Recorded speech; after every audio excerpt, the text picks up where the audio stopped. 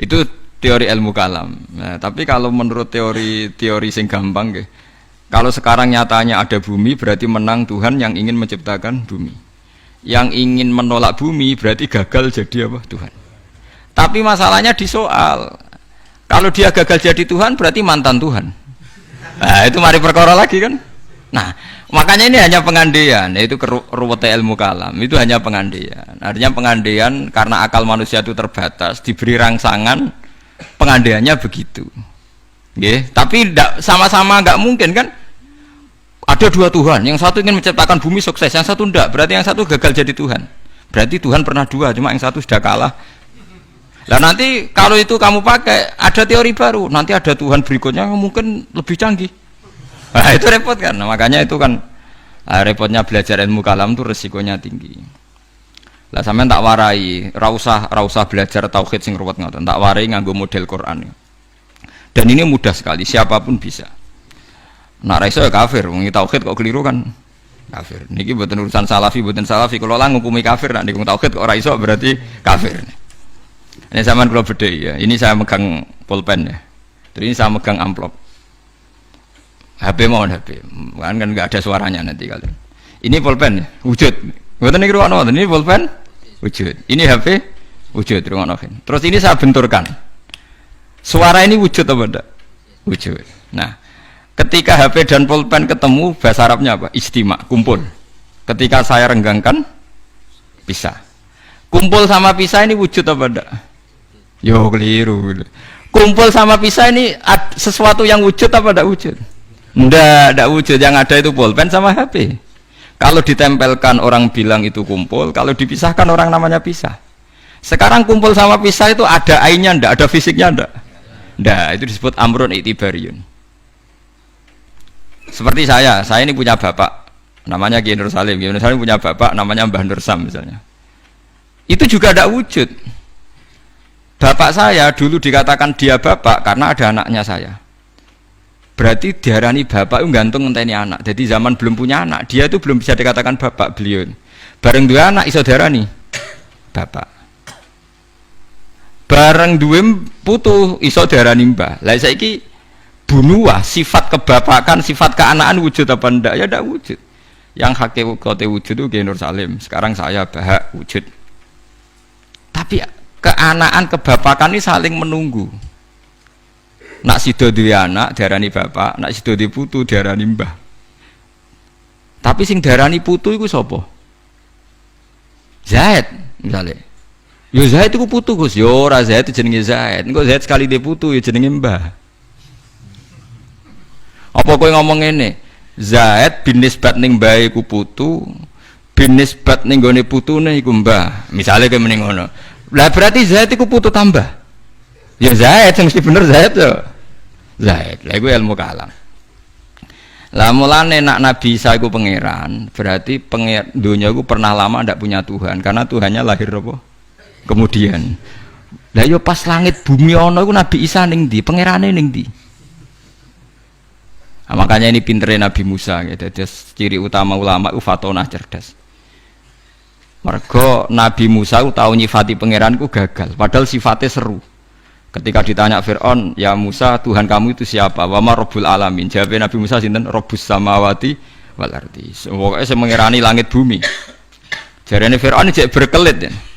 Setahu saya kalau saya jalan-jalan di bumi itu enggak ada yang Tuhan kecuali saya. Ma'alim tulakum min ilahin apa? Khairi. Yang jadi Tuhan saya tok.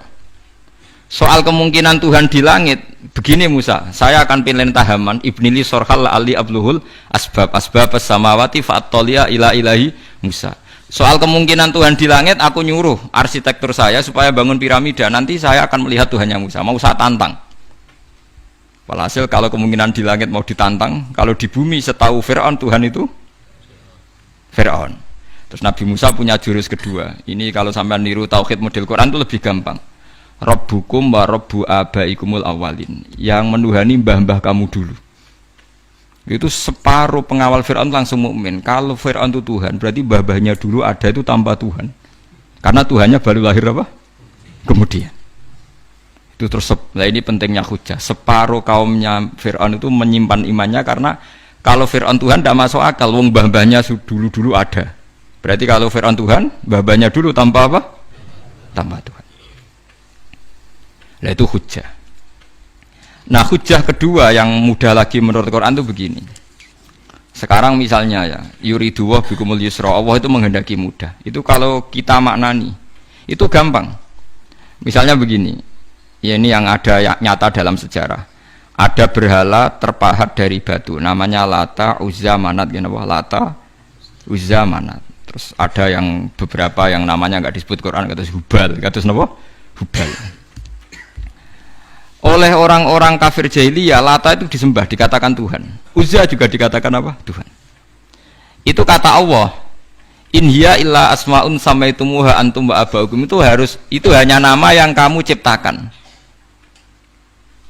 Makanya Allah ngendikan kalau barang tidak benar kaburos kalimatan takhruju min afwahim. Niki rungokno nggih kanca-kanca terutama sing hafal Quran nggih. Misalnya aku darani Mustofa iku ganteng, Mustofa iku sugih. Itu namanya kalimat yang keluar dari mulut saya, tapi hakikatnya kan tidak ada.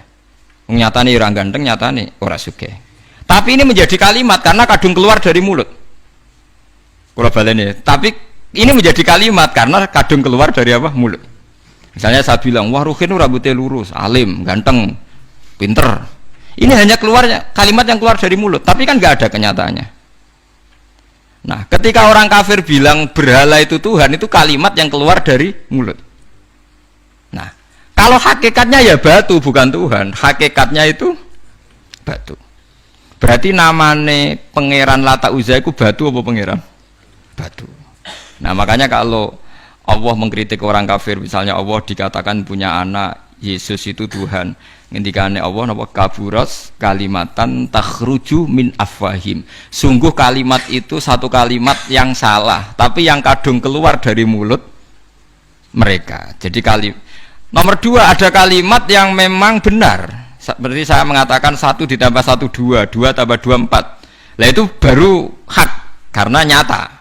Mbok dikatakan apa enggak dikatakan ya tetap 2 ditambah 2 4. Sama dengan la ilaha illallah.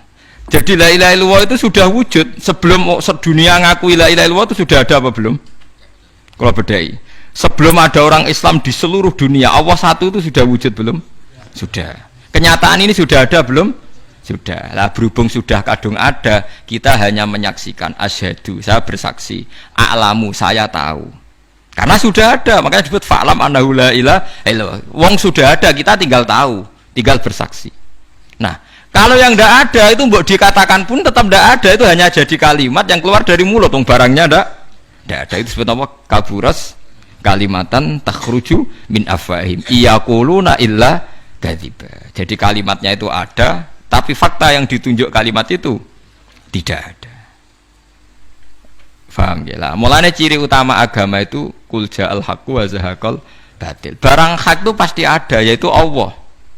Barang batil ya pasti tidak ada. Pangeran telu itu tidak ada. Watu jadi pangeran ku ora ono. Santet ngasari dadekno aku mati ku ora ono. Mulane kula nek santet wong ora tau ndonga tolak santet. Wong cara kula santet mboten enten. Nah, percaya jajal kok sing mati ra kowe, paham gitu. Dadi gitu. Memang enggak ada. Lho soal misalnya tapi wonten Gusti yang mati ana dome ning wetenge ngene. Ya sing ana dom. Iku jenenge ora santet biasa wedok. Lah nek mati kena santet itu biasa, kepelides truk ya mati. Kena virus. Cara kula dipanteni santet itu malah lambat, kadang 3 dina lagi mati. Cas pleng truk. Cas pleng meneh pesawat. Jadi niku sing paling angel ning gone bab tauhid. Sebenarnya tauhid itu gampang, mboten jelimet. Makanya Allah melatih kita yuridu wa bikumul yusra. Andekan manusia seluruh dunia dipoling untuk melihat Lata dan Uzza, itu apa? Nggak usah ada orang Islam, nggak ada orang kafir, nggak usah intervensi, pasti mereka jawab itu batu. Andaikan Isa Yesus itu dipampang di dunia, orang poling, orang Islam kafir, nggak ada intervensi, pasti akan bilang itu manusia. Paham ya? Tapi lewat rekayasa dicitrakan itu Tuhan. Lata Uzza dicitrakan itu Tuhan. Nah, itu disebut wa makaru wa makarawa. Jadi dimakruh, dia didesain sedemikian rupa.